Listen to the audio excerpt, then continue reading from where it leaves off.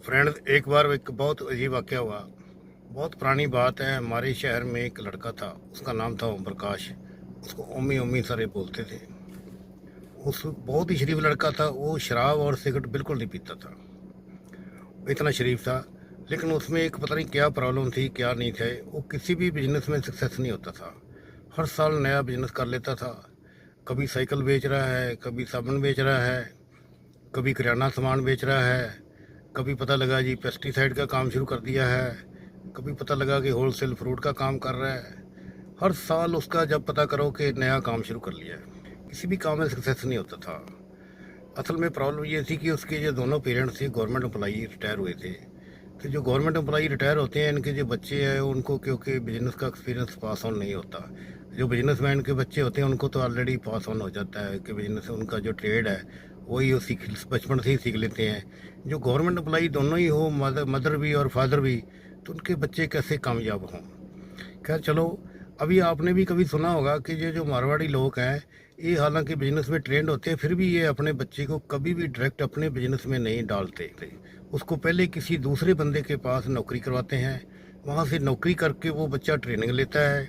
जहाँ वो नौकरी पर बच्चे को रखवाया जाता है, उसको ये बोल देते हैं कि भाई इसको अच्छी तरह का रगड़ो, अच्छी तरह काम लो, ताकि ये बिल्कुल जैसे बिल्कुल जब निकलेगा तो सोना बन के निकलेगा। इसके अंदर जो सभी कमियां हैं दूर हो जाएंगी, क्योंकि जब दूसरे आदमी के पास नौकरी करता है बच्चा, तो वो कोई भी गलती करेगा उसको पता है डांट पड़ेगी। कोई भी गलती करे तो इसलिए वो बच्चा जब 2 साल 3 साल नौकरी करता है बिल्कुल शुद्ध सोना बन जाता है।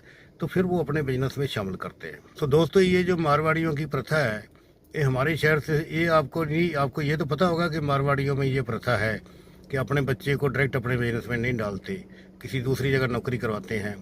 लेकिन आपको ये नहीं पता होगा ये प्रथा कहाँ से शुरू हुई। ये हमारे शहर से शुरू हुई है, क्योंकि हमारे शहर में एक मारवाड़ी परिवार था, उनका लड़का था बैजनाथ। बहुत ही रिच परिवार था। जब बैजनाथ बड़ा हुआ तो उसको पता नहीं कैसे उसके माइंड में आया कि मैं तो फिल्म बनानी चाहता हूँ, फिल्म में पैसा कमाऊँगा फिल्म बना के। तो वो लाहौर चला गया जेब में 10,000 रुपये डाल के।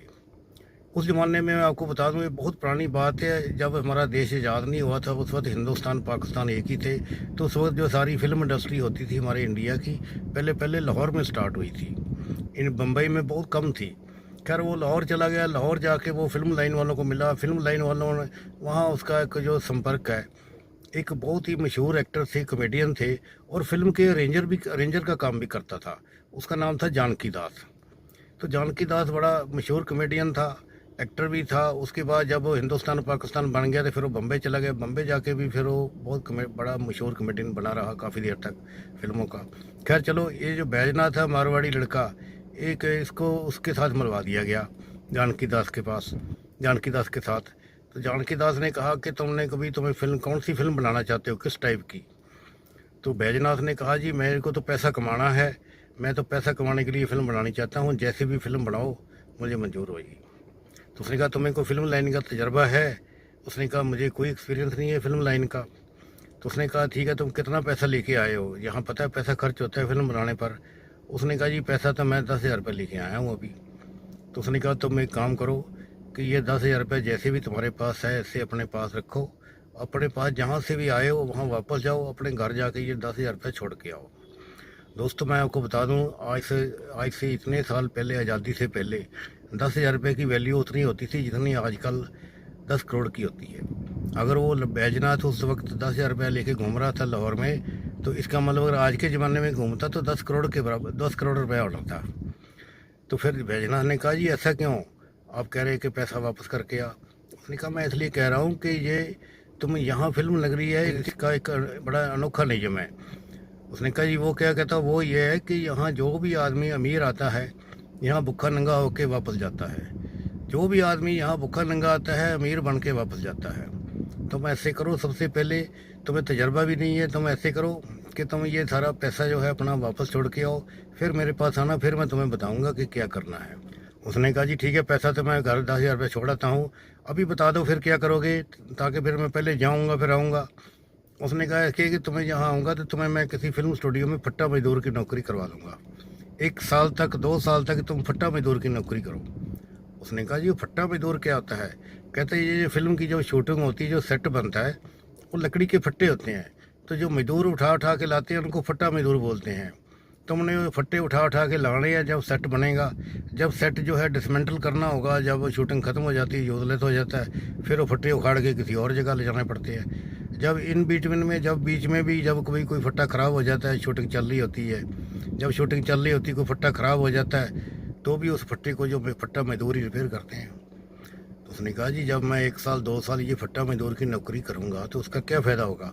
कहता भाई उसका तुम्हें ये फ़ायदा होगा, तुम्हें सारी फिल्म लाइन की नॉलेज हो जाएगी कि कैसे, कौन सा जो फिल्म प्रोड्यूसर है, कौन सा कैसा है, किस टाइप का है, कौन आदमी किस टाइप का है, सभी फिल्म लाइन के लोगों की नॉलेज हो जाएगी। कि जैसे कोई फिल्म का हीरो है, आता है पंक्चुअलिटी के हिसाब से, जो शूटिंग का शेड्यूल होता है उसमें टाइमली पंक्चुअलिटी के हिसाब से पहुँचता है कि नहीं पहुँचता, या लेट पहुँचता है। कई तो ऐसे हैं महारथी जो कि फिल्म का जो कि पैसे एडवांस ले लेते हैं प्रोड्यूसर से, वो शूटिंग पर टाइम से पहुँचते ही नहीं है।